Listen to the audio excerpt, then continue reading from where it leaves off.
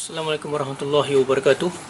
Nama saya Muhammad Nazri bin Rusli. Saya pelajar AD 703 batch 2020-01. Presentation berkenaan dengan topik saya iaitu Henri Cartier-Bresson as the father of street photography.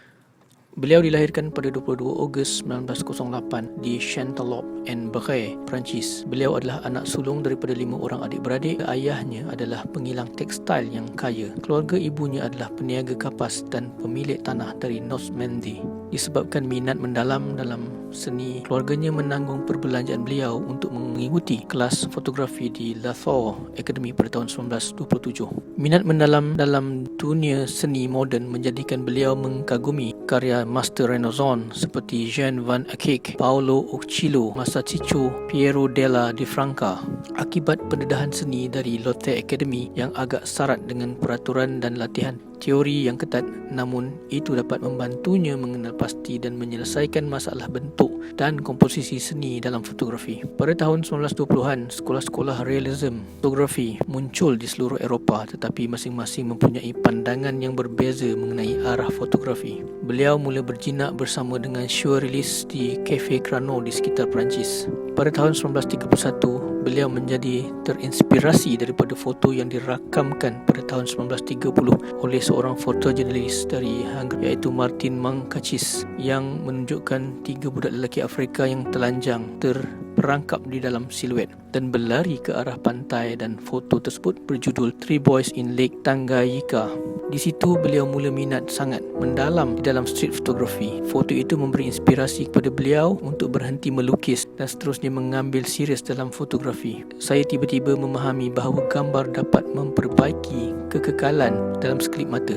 Henri Cartier-Bresson adalah nama yang tidak asing lagi dalam street photography. Sebenarnya, dia tidak mencipta street photography, tetapi decisive moment adalah kunci untuk semuanya.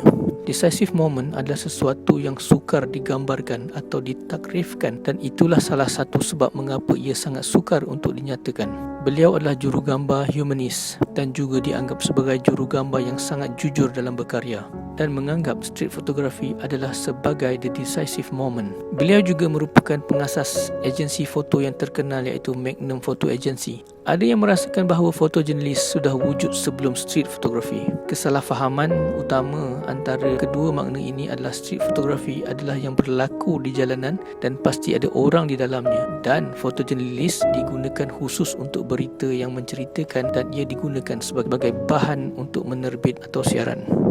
Dan beliau adalah orang pertama yang memfokuskan perhatiannya pada gambar yang mengandungi human action di jalanan sebagai subjek. Dia menangkap gambar manusia di jalanan dan disebut sebagai decisive moment.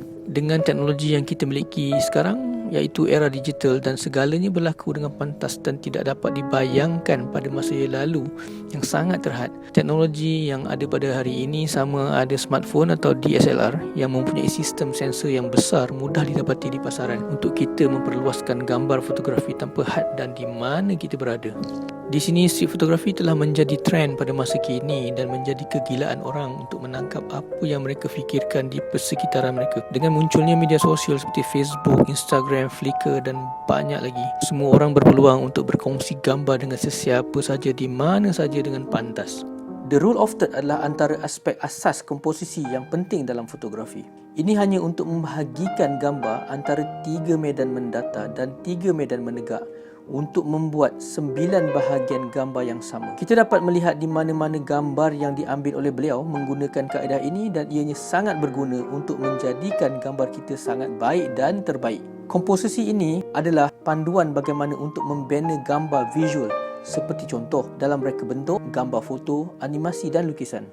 The rule of third ini penting untuk mengukur kualiti terutamanya pada video sinematografi dan juga fotografi. Antara jurugambar yang terkenal di dalam kategori street photography ini ialah Cik Ahmad Azhar, Vitaly Lebel, Alex Webb dan Nazuri. Sudah pastilah sumbangan street photography ini sangat signifikan kepada masyarakat. Street photography mempunyai tujuan yang jelas dalam pekerjaan mereka sebagai jurugambar. Hasilnya dapat memberi kesan kepada masyarakat dengan mendokumentasikan kehidupan sebenar apa yang berlaku pada masa dan ketika itu, dan ia juga merupakan catatan sejarah yang dilihat oleh generasi akan datang. Dengan ini juga memberi mesej yang mereka perlukan untuk memahami bagaimana dunia telah berkembang dari masa ke semasa. Dengan melalui lensa, dunia ini kelihatan berbeza dengan mata kasar. Tidak semua emosi dan momen dapat digambarkan dengan kata-kata, dan itulah sebabnya fotografi adalah salah satu alat mesej terpenting dalam masyarakat untuk menyampaikan mesej. Street photography dapat memberi kesedaran kepada masyarakat sebagai media komunikasi antara orang ramai dan pihak berkuasa. Dipetik daripada kata-kata dari seorang jurugambar perang, war photographer, iaitu James Naquet. Beliau memberitahu bahawa fotografer mengatakan kekuatan mesej sesuatu gambar itu adalah untuk mengelakkan konflik. Gambar adalah menunjukkan wajah sebenar sesuatu perkara dan gambar-gambar itu tidak merosakkan martabat. Fotografi juga membuat orang bertanya tentang kehidupan, dan fotografi juga membuat orang berfikir tentang masa bahagia dan mungkin juga masa yang tidak bahagia. Fotografi adalah sebahagian daripada pelestarian keamanan, keadilan dan institusi yang kuat untuk tujuan lestari dan pembangunan. Peace and justice for the strong institution.